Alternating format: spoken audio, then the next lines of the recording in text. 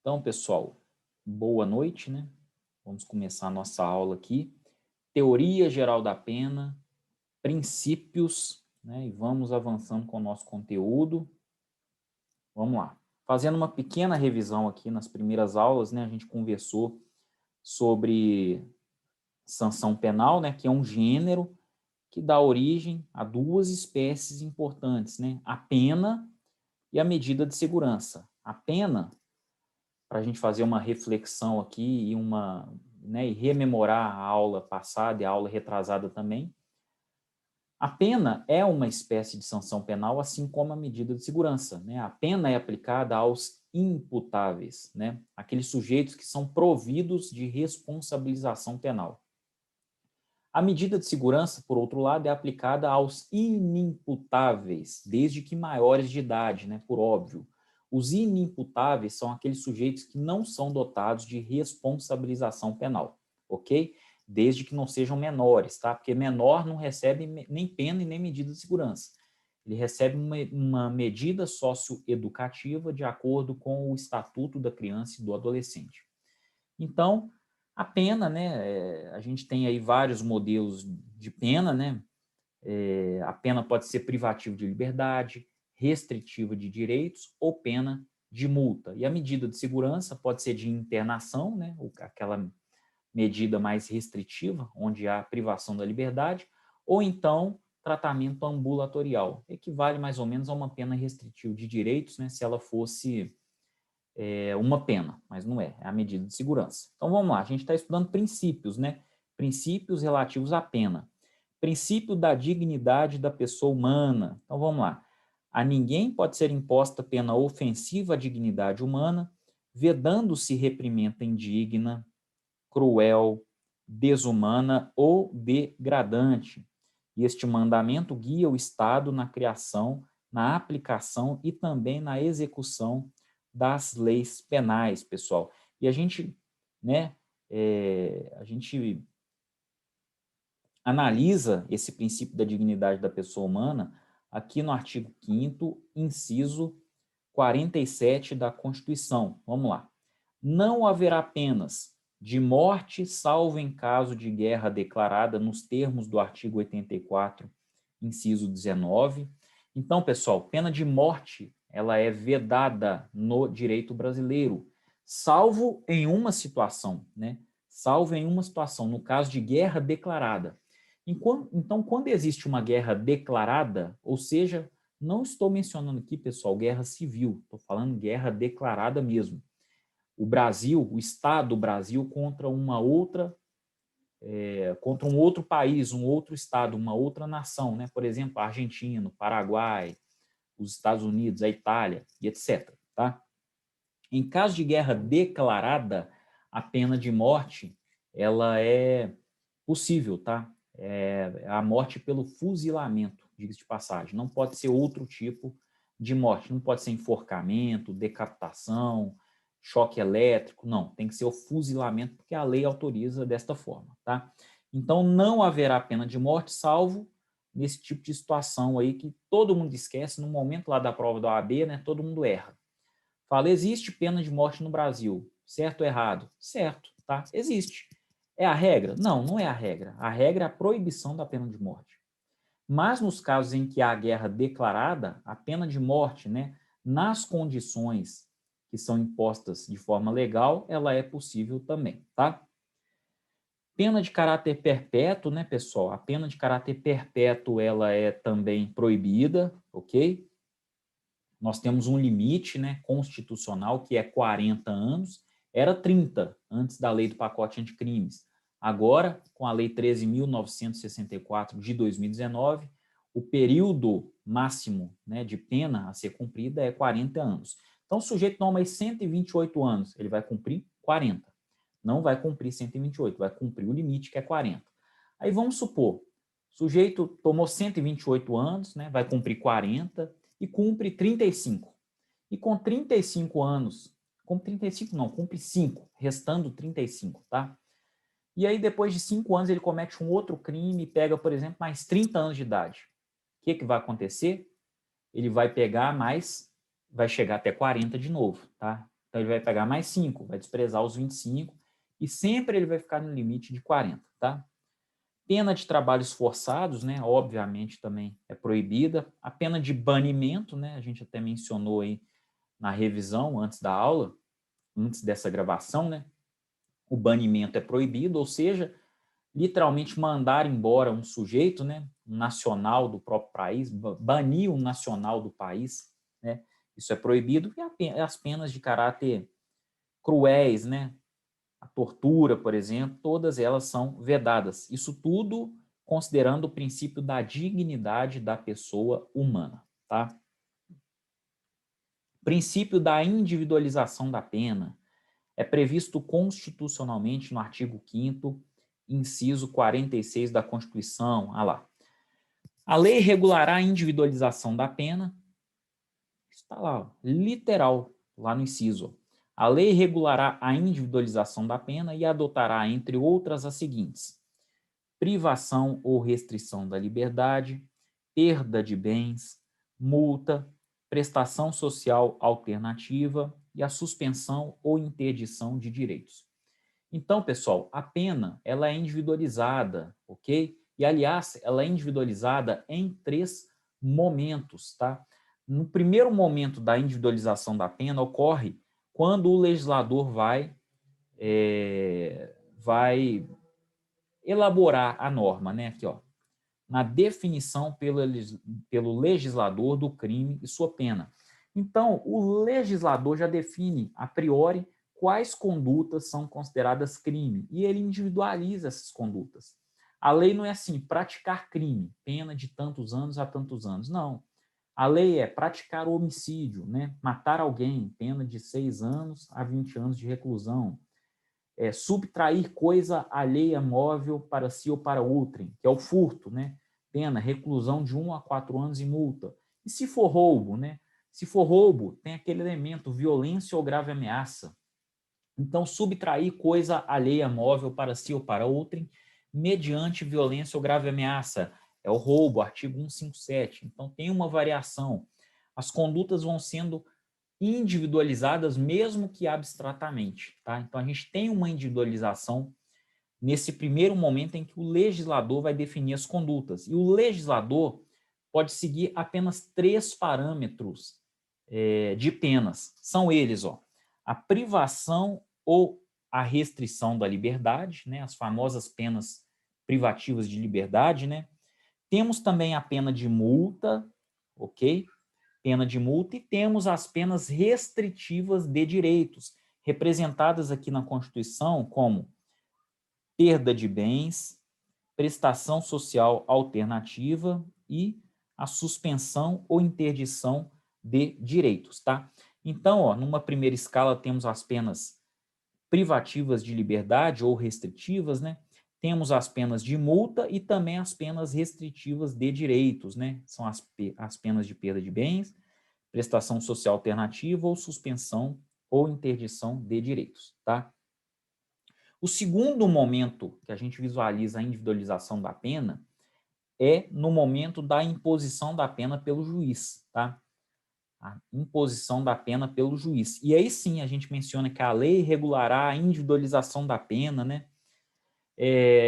Por quê? Porque o critério de penalizar o sujeito, ele ocorre em 3 fases. Aqui no Brasil a gente vai ver isso com muita calma ao longo das nossas aulas, tá? Mas no Brasil a gente usa o sistema tripartido, né? A pena ela é calculada em 3 momentos distintos, tá?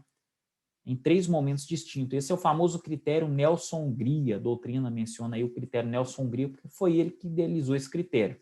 E ao longo dessas fases, essas penas vão sendo individualizadas naturalmente. Por quê? Os pré-requisitos de um não são necessariamente os pré-requisitos de outros. Então, mesmo quando o sujeito pratica um crime em concurso de pessoas com outro sujeito, ele não vai necessariamente ter a mesma pena que aquele outro sujeito. Pode até ter? Pode, mas vai ser uma coincidência, porque o critério de individualização da pena, ele ocorre para cada indivíduo. Por isso, aliás, é chamado de critério de individualização da pena. Então, cada sujeito responde com a sua pena na medida da sua culpabilidade. e considerando todas aquelas circunstâncias, né, que devem ser colocadas no cálculo de forma individual. Por isso, as penas nunca são idênticas, né? Dificilmente nós temos uma pena idêntica aí para dois indivíduos que praticaram o mesmo crime. Até mesmo porque a pena vem assim, ó, 2 anos, 3 meses e 4 dias, além de 25 dias multa, né? Então, dificilmente vão vir duas penas iguais. Mas eu repito, se elas vierem de forma igual, é porque foi uma mera coincidência. Não é fácil acontecer, mas de vez em quando, obviamente, acontece, tá? E por fim, no terceiro momento, ó, na fase de execução da pena, é o momento em que os condenados serão classificados, né, segundo seus antecedentes e personalidade, para orientar a individualização da execução da pena. Então, quando o sujeito já recebe a sentença, né, penal, com a pena ali já informada, quando essa pena transita em julgado, aí nós vamos ter o quê? O cumprimento. Nós vamos cumprir a pena. E nessa fase de execução da pena, a gente vê uma nova fase de individualização da pena. A execução da pena ocorre de forma diferente para cada indivíduo. Vários fatores são levados em conta e todos esses fatores se encontram lá na LEP, né, na Lei de Execução Penal. Beleza? Princípio da proporcionalidade. Esse princípio da proporcionalidade, pessoal, é um princípio constitucional implícito. Por que implícito? Porque ele não está explícito na Constituição. A Constituição não fala assim, nós devemos respeitar o princípio da proporcionalidade na aplicação da pena. Não, explicitamente não. Mas implicitamente, né, quando a gente faz a leitura de todo o texto constitucional, todos nós juristas, né, eu e vocês também, né, futuros juristas aí, precisam entender que a pena deve ser aplicada de forma proporcional. Isso é um princípio basilar, aliás, né, pessoal? O sujeito que furta uma caneta Bic vai pegar 120 anos de prisão. Ou um sujeito aí que mata, né, uma família inteira pega 2 dias de prisão. Isso é totalmente desproporcional com a realidade, né? Acho que todo mundo concorda com isso. E esse princípio é um desdobramento lógico do mandamento da individualização da pena, tá? Então, se a pena é individualizada, ela é individualizada de acordo com a sua proporcionalidade. Ela é proporcionalmente aplicada para um sujeito, proporcionalmente aplicada para outro sujeito, tá? E para que a sanção penal cumpra a sua função, ela deve se ajustar à relevância do bem jurídico tutelado sem desconsiderar as condições pessoais do agente. Tudo isso é levado em conta, ó, a relevância do bem jurídico tutelado, né? Lembrando que esse bem jurídico tutelado pode ser a vida, a propriedade, a honra, a administração pública, né? Vários bens jurídicos aí que o direito penal tutela, né? Mas é claro, sem desconsiderar as condições pessoais do agente, tá? E o que demanda aí essas condições pessoais do agente? Por exemplo, se ele é reincidente ou não, se ele tem maus antecedentes ou não, né? Como é que é a convivência dele com a família, tudo isso é levado em conta, tá? Importante alertar que o princípio em estudo não pode compreender apenas a proibição do excesso, tá? Não proíbe só o excesso, não, as penas exacerbadas, não. Proíbe também o quê? Aquela proteção deficiente, né, pessoal? Por quê? Porque a missão do direito penal, ó, é proteger bens jurídicos. Então, o princípio da proporcionalidade também proíbe a proteção deficiente. É aquela pena miúda, que não vale nada. Tudo isso é levado em conta aqui no princípio da proporcionalidade. Princípio da vedação do bis in idem, né? Vedação do bis. O que é bis, pessoal? Bis é de novo, novamente, né? Por isso que a gente fala assim, vamos dar um bis aqui né? Quando a gente canta lá parabéns para vocês, né? A gente grita bis, bis, de novo, é isso. In idem. Idem é igual. Então é vedado o novamente igual, né? Vamos assim traduzir. É vedado o novamente igual. Esse princípio ele não é previsto expressamente na Constituição, tá? Ele é previsto no Estatuto de Roma, que é um tratado internacional de direitos humanos, no seu artigo 20. Vamos ler aqui, ó. Ne bis in idem ou non bis in idem, né? Salvo disposição contrária do presente estatuto, nenhuma pessoa poderá ser julgada pelo tribunal por atos constitutivos de crimes pelos quais este já a tenha condenado ou absolvido, nenhuma pessoa poderá ser julgada por outro tribunal por um crime mencionado no artigo 5º, relativamente ao qual já tenha sido condenada ou absolvida pelo tribunal. Esse princípio, pessoal, ele possui 3 significados, tá? Primeiro deles, significado processual. Ninguém poderá ser processado 2 vezes pelo mesmo crime. Vedação do bis in idem. Não pode processar o sujeito 2 vezes em razão do mesmo crime. E quando eu falo 2 vezes, a gente estica isso para 3, 4, 100 vezes. Não pode o sujeito ser processado 258 vezes pelo mesmo crime, tá? O significado material. Ninguém poderá ser condenado pela segunda vez em razão do mesmo fato. Então, da mesma forma que ele não pode ser processado, ele não pode também ser condenado pela segunda, ou pela terceira, quarta, quinta vez, né, em razão do mesmo fato. E temos também o significado execucional. Por quê? Se ninguém pode ser processado, nem condenado 2 ou mais vezes em razão do mesmo fato, ninguém poderá ser executado 2 vezes por condenações relacionadas ao mesmo fato. Então, o sujeito não pode ser executado, ou seja, cumprir 2 penas, né, em razão do mesmo fato, tá? Então, essa é a vedação do bis in idem. E para a gente terminar, princípio da pessoalidade ou intransmissibilidade, que é previsto no artigo 5º, inciso 45 da Constituição Federal. Vamos lá. Nenhuma pena passará da pessoa do condenado. Acabou, gente. Aqui está o nosso princípio, tá? Aqui, ó. Nenhuma pena, desculpe, passará da pessoa do condenado. Esse é o princípio da pessoalidade ou intransmissibilidade da pena, tá? Então, o sujeito é condenado, vem o pai dele e fala assim: nossa, meu filho errou demais. Meu Deus do céu, como ele errou. Mas não tem problema não, eu vou cumprir a pena para ele. Pode deixar. Eu cumpro a pena e ele tem muito tempo ainda para aprender, ele tem muita coisa, né, para vivenciar e certamente ele não cometerá esse erro novamente. Pessoal, não existe isso. Claro que não. Ninguém cumpre pena para outro. Por quê? Porque nenhuma pena passará da pessoa do condenado. Aí muita gente continua a leitura do artigo e acha que esse resto aqui é uma ressalva ao princípio da pessoalidade, tá? Ou da intransmissibilidade, mas não é, gente. Por quê? Olha lá. Nenhuma pena passará da pessoa do condenado, podendo a obrigação de reparar o dano e a decretação do perdimento de bens ser, nos termos da lei, estendidas aos sucessores e contra eles executadas, até o limite do valor do patrimônio transferido, tá? Então, pessoal, o que eu estou dizendo aqui, ó? A obrigação de reparar o dano e a decretação do perdimento de bens, isso não é pena, tá? Isso não é pena. Essa obrigação de reparar o dano e a decretação de perdimento de bens em favor da vítima, né? Isso sim pode se transmitir aos herdeiros, né, numa eventual morte do autor, tá? Mas, pessoal, sempre no limite, né, até o limite do valor do patrimônio transferido. Até o limite do valor do patrimônio transferido. Perfeito?